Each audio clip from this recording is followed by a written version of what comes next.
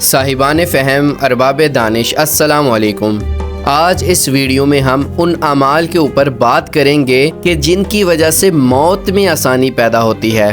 جی تو پیارے ناظرین، آپ دیکھ رہے ہیں فضی ٹی وی۔ آپ کا وقت ضائع کیے بغیر ویڈیو کا باقاعدہ آغاز کرتے ہیں۔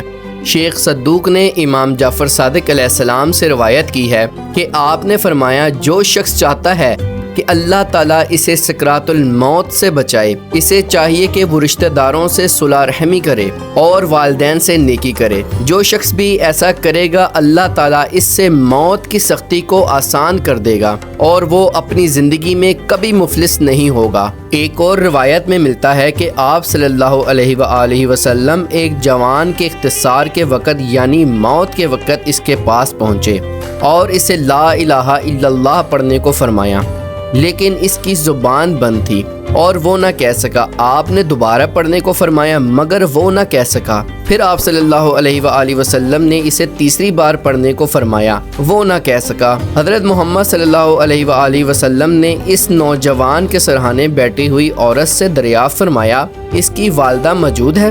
اس عورت نے عرض کی کہ ہاں، میں ہی اس کی ماں ہوں۔ آپ نے پوچھا کہ آپ اس سے ناراض ہیں؟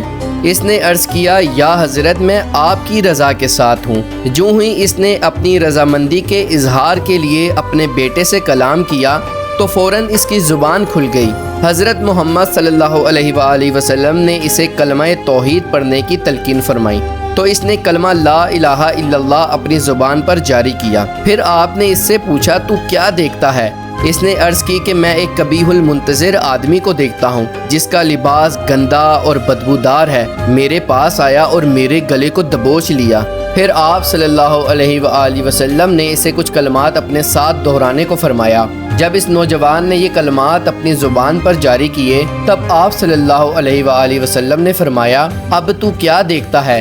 اس نے عرض کی کہ میرے پاس ایک خوبصورت آدمی آیا ہے اور وہ سیاہ شخص پشت پھیر کر جا رہا ہے۔ حضرت محمد صلی اللہ علیہ وآلہ وسلم نے یہ کلمات دوبارہ پڑھنے کی تلقین فرمائی۔ جب اس نے ان کلمات کو دہرایا تو آپ صلی اللہ علیہ وآلہ وسلم نے دریافت فرمایا کہ اب تو کیا دیکھتا ہے؟ جوان نے عرض کیا کہ اب وہ سیاہ رو آدمی مجھے نظر نہیں آتا اور نورانی شکل میرے پاس موجود ہے۔ پھر اسی حالت میں اس جوان نے وفات پائی۔ جی تو پیارے ناظرین، آئیے اب اس حدیث پر غور کرتے ہیں۔ اس حدیث پر غور کرنے سے ہمیں یہ معلوم ہوتا ہے کہ حقوق والدین کے اثرات کس قدر سخت ہیں، باوجود یہ کہ اس شخص کا شمار آپ صلی اللہ علیہ وآلہ وسلم کے صحابہ میں تھا اور حضور صلی اللہ علیہ وآلہ وسلم جیسا پیکر رحمت اس کی عیادت کے لیے تشریف لایا اور اس کے سرہانے بیٹھ کر خود اسے کلمہ شہادت پڑھنے کی تلقین فرمائی، مگر وہ اس وقت تک کلمہ شہادت زبان پر جاری نہ کر سکا جب تک اس کی والدہ نے اپنے بیٹے سے رضامندی کا اظہار نہیں کیا۔ حضرت امام جعفر صادق علیہ السلام سے روایت ہے کہ سردیوں اور گرمیوں میں اپنے مومن بھائی کو لباس پہنانے والے کا اللہ تعالیٰ پر یہ حق ہے کہ وہ اسے لباس جنت عطا کرے اور موت کی سختی کو آسان فرمائے اور تنگی قبر کو فراخی و کشادگی میں تبدیل کرے۔ ایک اور جگہ پر حضرت محمد صلی اللہ علیہ وآلہ وسلم ارشاد فرماتے ہیں کہ جو شخص اپنے مومن بھائی کو شیرینی کھلائے گا، اللہ تعالیٰ اس سے موت کی سختی کو دور فرمائے گا۔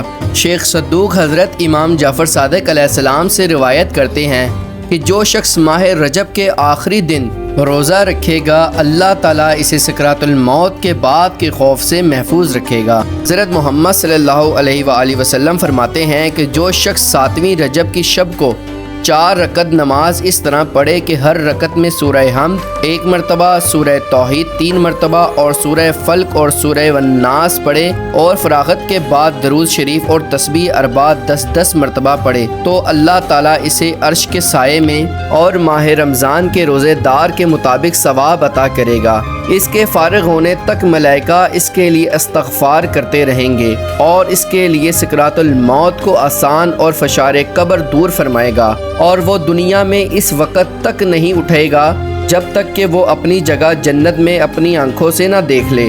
اور وہ محشر کی سختی سے محفوظ رہے گا۔ جی تو پیارے ناظرین، یہ وہ چھوٹے چھوٹے سے اعمال ہیں جن پر عمل کرنے سے سکرات الموت میں آسانی پیدا ہوتی ہے۔ جی تو پیارے ناظرین، یہ تھی آج کی ویڈیو۔ آپ کو یہ ویڈیو کیسے لگی کمنٹ کر کے ضرور بتائیے گا۔ ملتے ہیں اگلی ویڈیو میں، تب تک کے لیے اجازت دیں۔ اللہ حافظ۔